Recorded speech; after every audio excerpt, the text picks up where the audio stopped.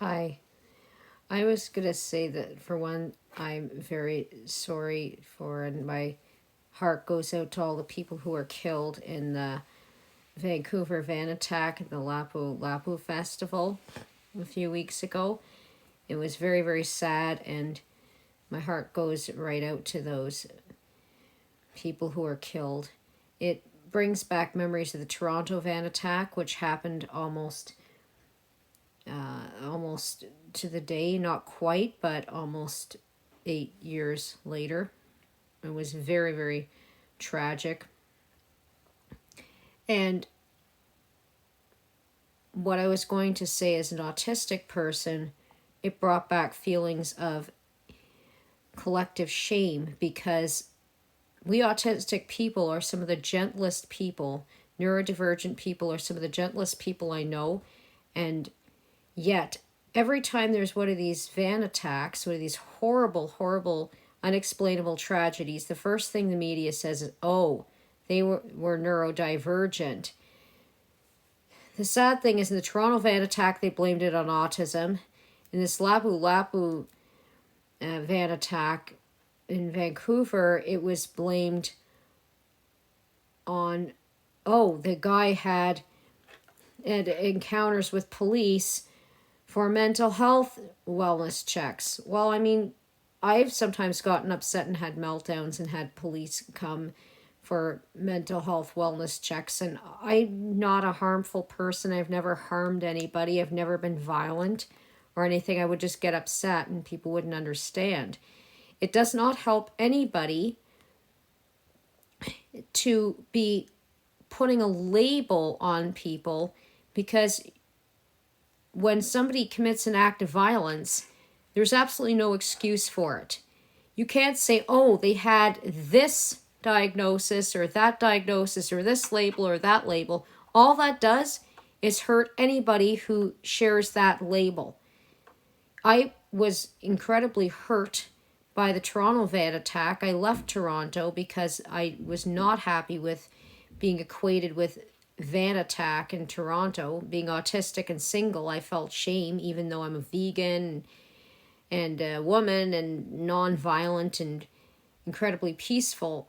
It made me feel terrible, and I didn't want people equating autism or neurodiversity with violence, because one does not add to the other. It's absolutely pseudoscientific.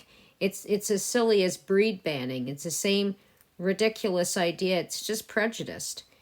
There's absolutely no reason to compare autism or other neurodivergent conditions or mental health conditions with violence. The two are not related.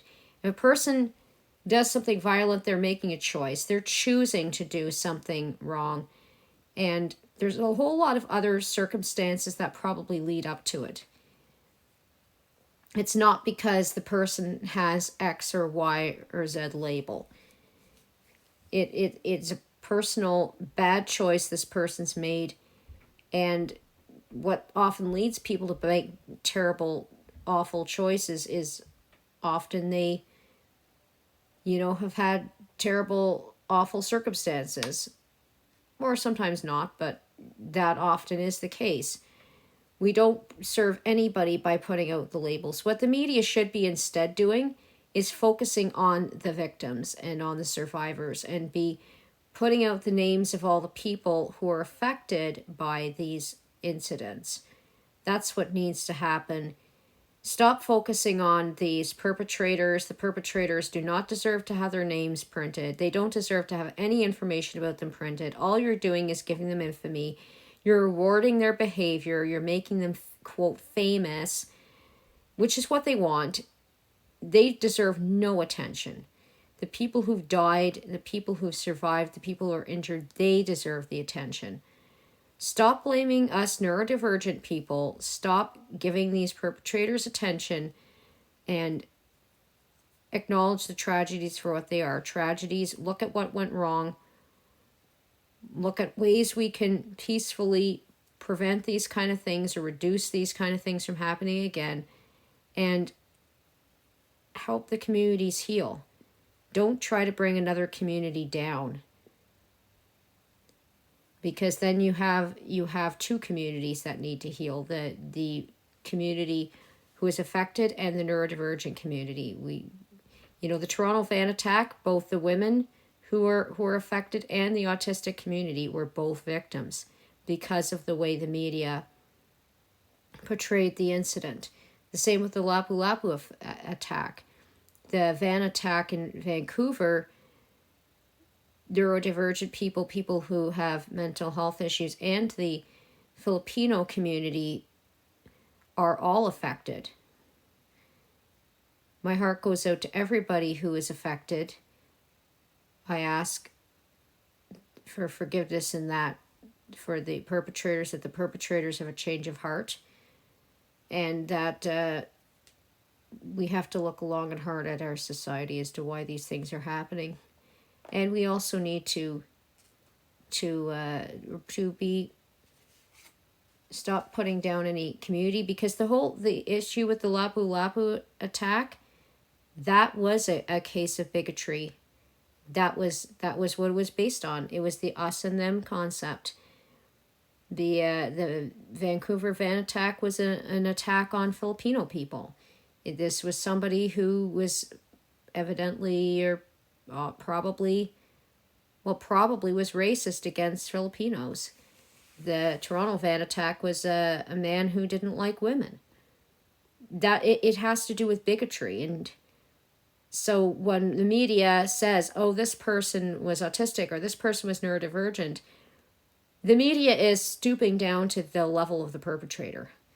They're being no better than the perpetrator. They're just putting down and destroying another community. It's bigotry all over again. As an autistic vegan, I try to avoid any kind of bigotry. I try to avoid the concept of us and them, and I believe the concept of us and them came from carnivory, because the only way you can eat an animal is to say they're other, they're not like me. When something happens, when there's some of these horrible incidents, neurotypical people say, oh, they're neurodivergent, they're not like me. But when you say the person is like me, what does that do to somebody like me who is neurodivergent? Think about it. The only way to prevent these incidents from happening is to get rid of the concept of us and them. There's no us, there's no them. There's just a collective we. And we need to be caring for everybody, loving everybody, and that's the only way we're going to be able to stop this violence. God bless everybody, and God take care of these people.